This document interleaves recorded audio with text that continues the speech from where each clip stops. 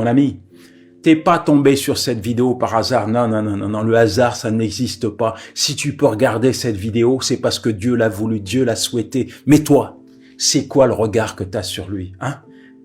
Tu penses que c'est un père fouettard qui t'attend avec un bâton prêt à te frapper, prêt à te juger à cause de ta vie, à cause de tes imperfections, à cause de ce que tu es actuellement? Non, Dieu n'est pas comme ça. Dieu ne tourne pas le dos à ses enfants. Dieu ne jette personne. Il t'aime. Il t'a toujours aimé finalement. Un point, c'est tout. À la croix, Jésus-Christ t'a prouvé l'amour de Dieu. En fait, Dieu a estimé ta valeur, oui, la valeur de ta vie au prix de ce qu'il y avait de plus cher à ses yeux, son Fils unique, Jésus-Christ. À la croix, Christ a pris la place qui t'était destinée, qui m'était destinée, celle du coupable, celle du condamné. Il a été brisé, il a été meurtri à cause de nos péchés et il est ressuscité afin que nous soyons pardonnés et justifiés devant Dieu. La vie est faite de choix. Tout le monde n'ira pas au paradis. Tout le monde ne sera pas sauvé. Seuls ceux qui acceptent Jésus-Christ comme Seigneur et Sauveur ont l'assurance d'être sauvés et d'entrer dans une nouvelle vie avec Dieu. Que vas-tu faire?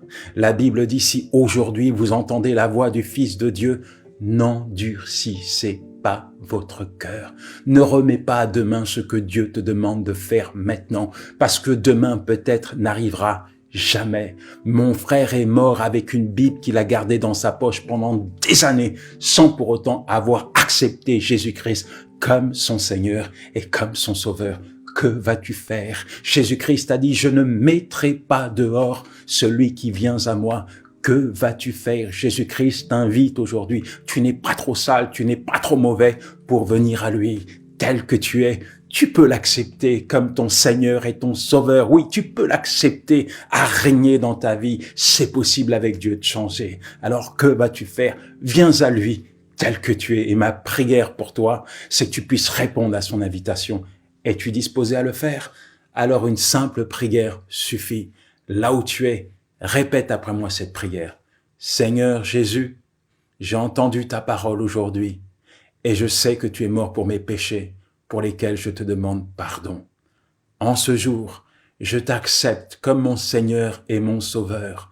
Je me repens d'avoir vécu pour moi-même et je prends l'engagement maintenant de te suivre jusqu'à l'éternité.